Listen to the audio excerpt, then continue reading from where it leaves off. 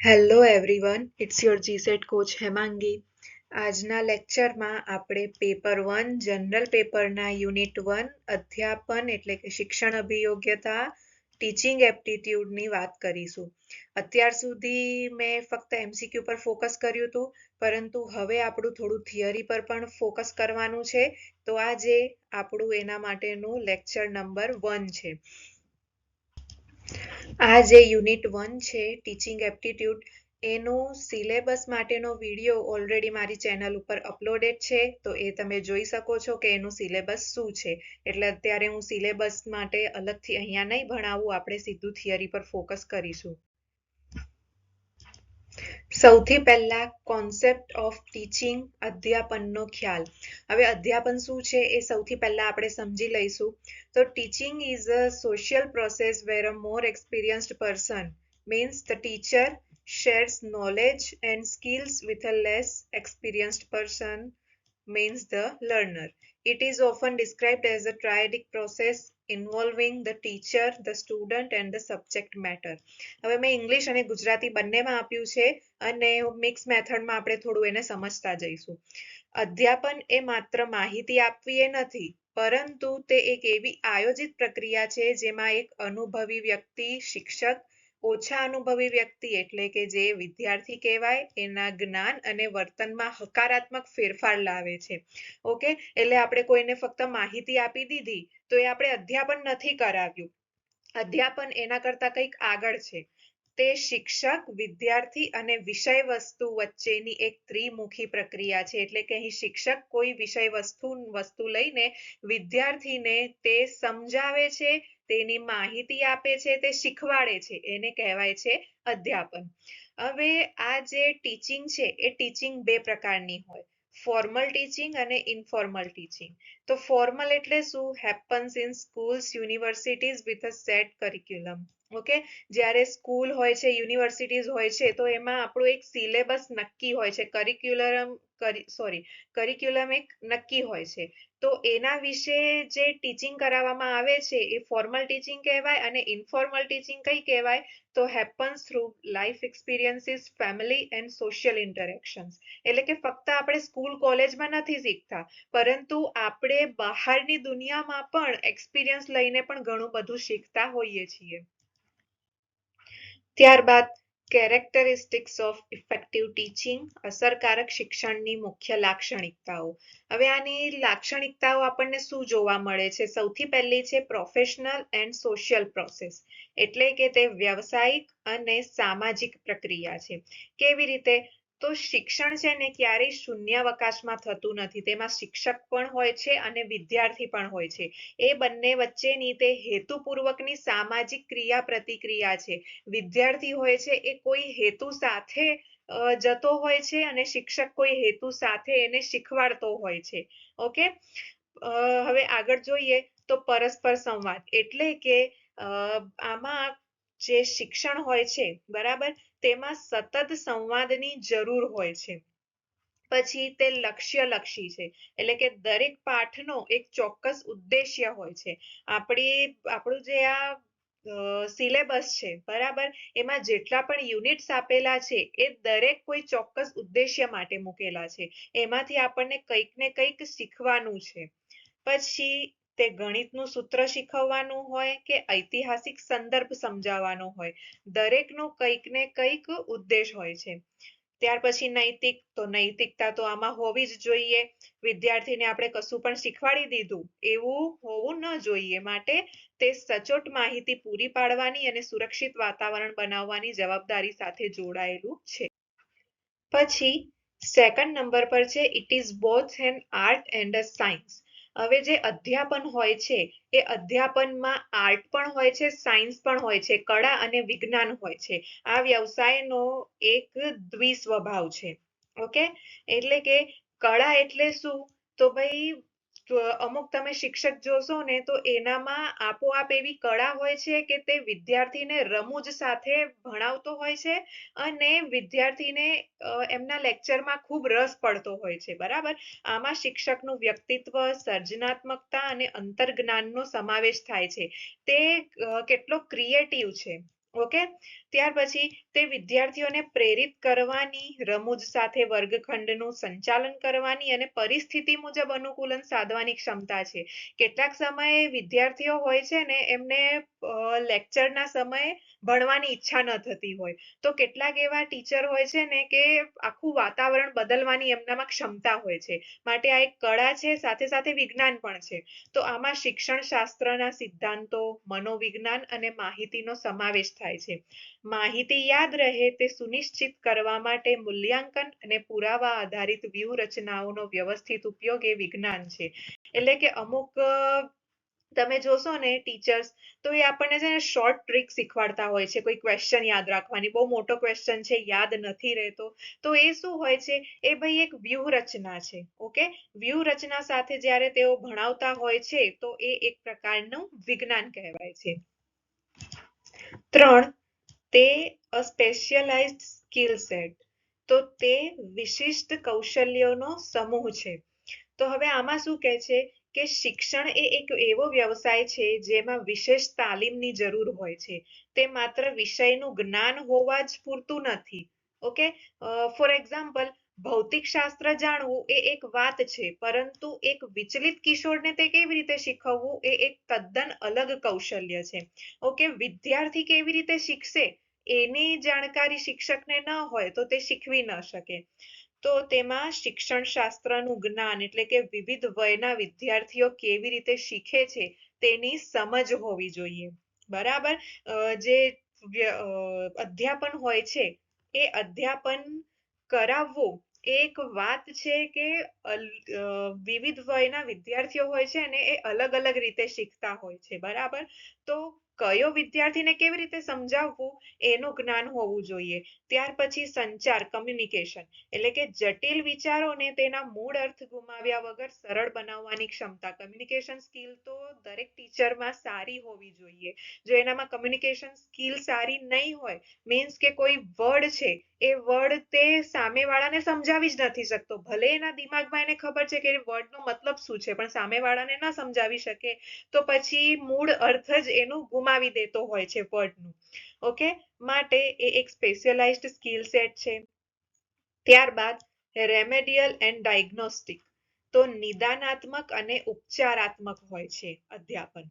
તો સારું શિક્ષણ તબીબી સારવાર જેવું કામ કરે છે. શિક્ષકે આ મુજબ કરવું જોઈએ. શું કરવું જોઈએ? તો સૌથી પહેલા તો નિદાન કરવું જોઈએ કે વિદ્યાર્થી ક્યાં અટકે છે અથવા તો તેને ક્યાં મુશ્કેલી પડે છે તે ઓળખવું.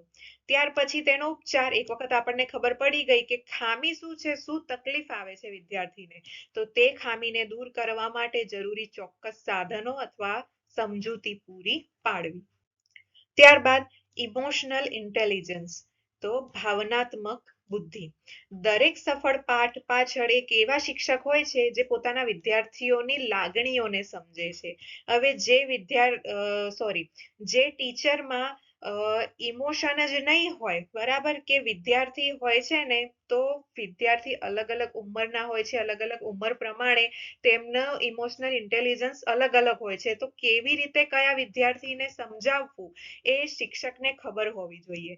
શિક્ષણમાં સહાનુભૂતિ અને ધીરજની ઉચ્ચ સ્તરની જરૂર છે. વિદ્યાર્થી ક્યારે નિરાશ થાય છે તે ઓળખવું એ અભ્યાસક્રમ જેટલું જ મહત્વનું છે. ઓકે, તો અહીં આપણા કેરેક્ટરિસ્ટિક્સ શિક્ષણના પૂરા થાય છે. ઓકે, તો હવે આપણું જે નેક્સ્ટ મુદ્દો છે એના પર જતા પહેલા હું તમને કહીશ કે મે બી હોઈ શકે છે કે તમે આની પહેલા કેરેક્ટરિસ્ટિક વાંચ્યા હોય અને મેં જે આપ્યા છે એના કરતા થોડા અલગ, વધારે, ઓછા વત્તા તમને જોવા મળ્યા હોય, તો યસ, એ વાત સાચી હોઈ શકે. બરાબર, તો હું એવું નથી કહેતી કે આ ખોટું છે કે બીજાનું ખોટું છે. કહેવાનો મતલબ ફક્ત એટલું જ છે કે આપણે આમાં બહુ ઊંડાણમાં હું નથી જઈ રહી. બરાબર, આપણે ખાલી સમજણ પૂરતું સમજવાનું છે, બીકોઝ સિલેબસ એટલો બ્રોડ છે, 10 યુનિટ્સ છે બંને પેપરમાં, તો બધું બહુ ઇન ડિટેલમાં હું તમને સમજાવવા જઈશ તો ક્યારેય સિલેબસ પૂરો થઈ નહીં રહે. માટે શોર્ટમાં અને આપણે જલ્દીથી સમજીએ એના માટે મેં તમારા માટે આ વ્યવસ્થિત મારાથી બન્યું એટલું હું તમારા માટે લઈને આવી છું. અને યસ, કે તમે જેટલું પણ, હું તમને કહેવા માંગીશ કે જેટલું પણ જ્યાંથી પણ તમારી તૈયારી થતી હોય ને તૈયારી કરતા રહો. હવે આપણો નેક્સ્ટ જે મુદ્દો છે એ ઓબ્જેક્ટિવ્સ ઓફ ટીચિંગ. હવે આપણને ઓબ્જેક્ટિવ્સમાં શું કીધું છે, તો સૌથી પહેલું ઓબ્જેક્ટિવ છે cognitive development, the thinking goal, જ્ઞાનાત્મક વિકાસ એટલે કે વિચારવાનો લક્ષ્યાંક. હવે આ જે શું કહેવાય શિક્ષણ છે, બરાબર, તો એનું મુખ્ય ઉદ્દેશ્ય વિદ્યાર્થીઓને માત્ર ગોખણ પટ્ટીથી દૂર લઈ જઈને ઉચ્ચ સ્તરની વિચાર શક્તિ તરફ વાળવાનું છે, બરાબર. તો જે વિદ્યાર્થીઓ હોય એને ફક્ત તમે કહો કે બસ આ યાદ રાખ એવું નહીં. એમનામાં ઉચ્ચ સ્તરની વિચાર શક્તિ હોવી જોઈએ. મીન્સ કે અહીંયા તમે ગયા કોલેજમાં, બરાબર, અને તમને ટીચરે જેટલું કીધું એટલું ને એટલું એક્ઝામમાં તમે લખી આવો એવું નહીં. તમે એના સિવાય પોતાના વિચાર તમારા શું છે એ પણ તમે અંદર લખો, બરાબર. એવી ઉચ્ચ સ્તરની વિચાર શક્તિ જે છે એ વધારવાનું કામ એ મુખ્ય ઉદ્દેશ્ય હોય છે. સૌથી પહેલા આમાં શું કીધું છે, જ્ઞાન પ્રાપ્તિ, તથ્યો અને વિભાવનાઓનો પાયો મજબૂત બનાવવાનો ઉદ્દેશ છે. તાર્કિક વિચારસરણી બનાવવી છે. તો માહિતીને જેવી છે તેવી સ્વીકારવાને બદલે તેનું વિશ્લેષણ કરવું અને મૂલ્યાંકન કરવા માટે પ્રોત્સાહિત કરવા વિદ્યાર્થીઓને. પછી છે સમસ્યા નિવારણ, વર્ગખંડના સિદ્ધાંતોને વાસ્તવિક જીવનની જટિલ પરિસ્થિતિઓમાં લાગુ કરવાની ક્ષમતા કેળવવી. ઓકે, તો ફક્ત જ્યારે ક્લાસરૂમમાં હોઈએ અને ત્યાં આપણને જે શીખવાડવામાં આવ્યું છે એ આપણે જીવનમાં કઈ જગ્યાએ એનો ઉપયોગ કરી શકીએ, કઈ પરિસ્થિતિમાં લાગુ કરી શકીએ, એની ક્ષમતા પણ જે છે એ આનાથી વધારવાનો એક ઉદ્દેશ્ય છે. ત્યારબાદ skill acquisition, the doing goal, કૌશલ્ય પ્રાપ્તિ એટલે કે કંઈક કરી બતાવવાનું લક્ષ્યાંક. આ ઉદ્દેશ્ય જ્ઞાનને ક્રિયામાં બદલવા પર ધ્યાન કેન્દ્રિત કરે છે. સાક્ષરતા અને ગણતરી, સંવાદ અને ગણતરી માટેના જરૂરી સાધનો વિકસાવવા. ફોર એક્ઝામ્પલ કે ટીચર હોય છે, બરાબર, એ ટીચર જ્યારે ભણાવતા હોય બ્લેકબોર્ડ પર, હવે એમની જોડે સાધન જ ન હોય તો તે કેવી રીતે ભણાવે. ઓકે, અને બીજું કે અહીંયા શું છે, આમાં શું કહેવા માંગે છે કે it's the difference between knowing how a bicycle works and actually riding one. એટલે કે સાયકલ કેવી રીતે ચાલે છે એ આપણને ખબર તો છે, બરાબર, પરંતુ બાઇસિકલ એકચ્યુઅલી કેવી રીતે ચલાવવી એ બંને અલગ અલગ વસ્તુ છે. તો અહીં શું કરવામાં આવે છે, તો અહીં આપણને જે જ્ઞાન મળ્યું કે આવી રીતે સાયકલ ચલાવવાની હોય છે અને એકચ્યુઅલીમાં પછી આપણે જ્યારે સાયકલ ચલાવીએ ત્યારે આપણને વધારે ખબર પડે છે, આપણે ક્રિયા કરી, જ્ઞાનને આપણે ક્રિયામાં બદલીએ છીએ એના માટે. ત્યાર પછી તકનીકી કુશળતા, ચોક્કસ સાધનો, સોફ્ટવેર અથવા પ્રયોગશાળાની પદ્ધતિઓમાં નિપુણતા મેળવવી. એટલે કે અહીં જે સ્ટુડન્ટ્સ હોય છે તો એ સ્ટુડન્ટ્સને દરેકે દરેક વસ્તુની માહિતી અહીં પહોંચાડવામાં આવે છે કે કેટલાક સોફ્ટવેર હોય છે એનો તેઓ કેવી રીતે ઉપયોગ કરી શકે, બરાબર. પછી પ્રયોગશાળા હોય છે, પ્રયોગશાળામાં તેઓ કેવી રીતે નિપુણતા મેળવી શકે. ત્યાર પછી છે સ્વશિક્ષણ, એટલે કે વિદ્યાર્થી ફક્ત ટીચર પર આધારિત ન રહે, વિદ્યાર્થીઓને કેવી રીતે શીખવું તે શીખવવું, જેથી તેઓ અભ્યાસ પૂર્ણ થયા પછી પણ શીખતા રહે.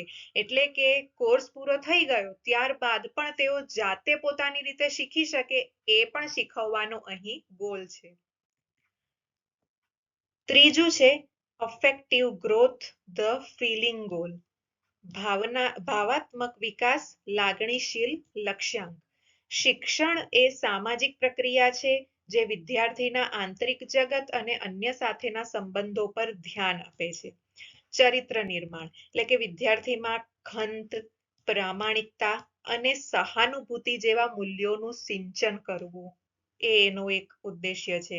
ત્યાર પછી સામાજિક એકીકરણ, ટીમમાં કેવી રીતે કામ કરવું, બરાબર. ઘણા બધા સ્ટુડન્ટ એવા હોય છે કે જે ટીમમાં કામ નથી કરી શકતા, બરાબર, પોતાની રીતે જ બધું કરે એવું એમનો વિચાર હોય છે. એના બદલે તેઓ ભેગા થઈને કામ કરે અને વિવિધ દ્રષ્ટિકોણનું સન્માન કરવાની ક્ષમતા કેળવવી.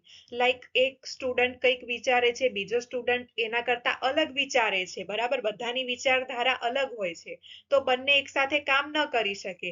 તો અહીં એક ગોલ એવો પણ રહેલો છે કે બંને વિદ્યાર્થી એકબીજાની ભાવનાઓને સમજે, એકબીજાનો દ્રષ્ટિકોણ સમજી શકે, તો તેઓ ટીમમાં કામ કરી શકશે. પછી આત્મવિશ્વાસ, આત્મ અસરકારકતાની ભાવના કેળવવી, એવો વિશ્વાસ કે તેઓ મુશ્કેલ કાર્યો કરી શકે છે. કોન્ફિડન્સ સૌથી જરૂરી છે. જ્યારે કોન્ફિડન્સ આવશે ને ત્યારે જ જે વિદ્યાર્થી છે એ સારું કરી શકે છે. ચોથું છે practical preparation, the living goal. વ્યવહારુ તૈયારી, જીવન જીવવાનો લક્ષ્યાંક. હવે આપણને આમાં શું કહે છે કે શિક્ષણ વ્યક્તિને સમાજમાં ટકી રહેવા અને પ્રગતિ કરવા માટે તૈયાર કરે છે. તો જ્યારે વિદ્યાર્થી ભણીને બહાર જશે તો એને છે ને કેવી રીતે જીવવું, સમાજમાં કેવી રીતે બધા સાથે વ્યવહાર કરવો, એના માટે પણ એ શીખવું ખૂબ જ મહત્વનું છે. તો એ પણ અહીં લક્ષ્યાંક છે કે વ્યવસાયિક સજ્જતા, વિદ્યાર્થીઓને રોજગારી અને આર્થિક સ્વતંત્રતા માટે તૈયાર કરવા. નાગરિક જવાબદારી, જાગૃત નાગરિકો તૈયાર કરવા જેઓ સમુદાયમાં પોતાના અધિકારો અને ફરજોને સમજે છે. તમે સ્ટુડન્ટને ફક્ત એના કરિક્યુલમ સુધી જ બાંધી રાખો એટલું પૂરતું નથી.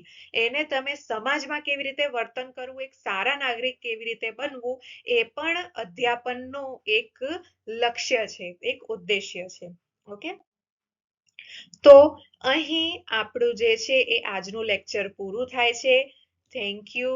Like, share, subscribe. Please give your feedback.